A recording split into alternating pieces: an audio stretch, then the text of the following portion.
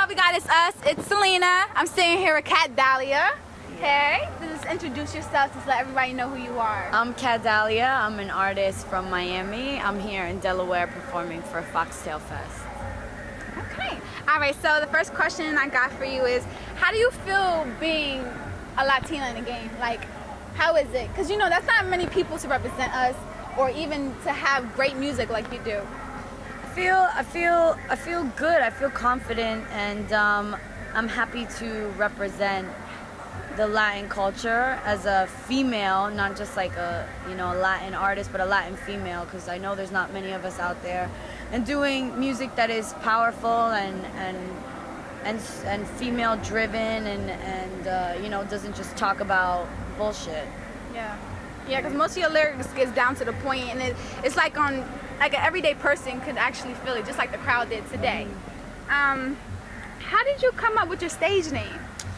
Actually, my boy Justin, Jay Dens, who produced Gangsta's, is the one that came up with it. And it was kind of random because I remember we were just thinking of names, and I was just like, Cat Glass, Cat Door, Cat Ceiling, Cat Sky. And finally he's like, what about Cat Dahlia? And at first I thought it was kind of cliche and dark. I'm like, ooh, I get it. My music is dark. And, Cat Dahlia, the Black Dahlia. But, everybody liked it so much. I was like, all right, at the end of the day, the name doesn't create the artist. I feel like the music does, So I was like, if everybody likes it, for sure, we'll go with it. And I ended up finding out that the Black Dahlia was born on my birthday. Really? Later on, I found out. It was so random. And yeah, I feel like it was meant to be. I feel like I grew into the name. Yeah, it was meant to be. Fate is a really weird thing. Yeah. It just comes in line. It just comes in line, and you start to feel like you're going in the right direction. Yeah, I'm still playing with fate right now. Yeah? I don't know what's going on, but go on with it. Girl, but that eyeliner's looking fly, so you good. Yeah. Thank you. My godmom did it. I love it. Thank that you. under stuff, it's so nice. She did, because I wanted to look good. It looks really nice. I like that a lot. Thank you. Yeah. Thank you. I can get the contact for you. Okay. Who were your musical inspirations? Well, growing up, I listened to a lot of blues. I listened to a lot of jazz, B.B. King, Frank Sinatra, Chet Baker, Charles Mingus, Miles Davis. And then I was listening to like Bone Thugs, and then I was listening to Led Zeppelin, and then Sublime, and then Bob Marley, and I don't know. I listened to a little bit of everything. It's kind of like a mixture, a nice, good round circle of music. I feel like people need that, because I'm Latina too. I listen to Spanish, hip hop, and all that. It's really good, and I can tell in your music. It's just, that's why when I first met you, heard of you, I'm just like, yes, this is it. Yeah. We're about to be put on. Yeah, I think that our generation, we didn't really grow up listening to just one genre. We're listening to so many different things, and ultimately a lot of genres are now just mixing and meshing. And I think that's what the new generation of music is about. It's just about bringing worlds together and bringing music together and creating something new. Yes, I love that. Do you have any crazy stories to tell about your memory? Because I did a little research, and I heard you move, by yourself or with a group of people up to New York or something, or up New Jersey? By myself. Yeah. Oh, by yourself. So it was by yourself. Well, I moved by myself, but I moved in with with the love of my life at the time. Yeah.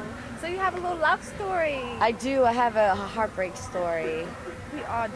Trust me. Yeah, but everything happens for a reason. Ultimately, if I hadn't have gone through that experience, I wouldn't have, done my independent EP, Shades of Grey, and then I wouldn't have, even written Gangsta, and then I wouldn't have gotten signed, and so everything, just like we talk about fate, you take a step, and it might be a step in a certain direction, and you can learn your lessons from that, and so long as you keep going in the right direction and kind of veer, to the right destination. Yes. And learn the lessons from your mistakes. I think ultimately, you're in a positive place. Yeah, that's true. Well, what's something people don't know about you besides the pineapples thing? Besides the pineapples thing, what do people not know about me? They probably don't know that. There's a lot of things people don't know about me. But I guess one thing most people might not know about me is that I was on the jump rope team in elementary school. I was like a jump roper.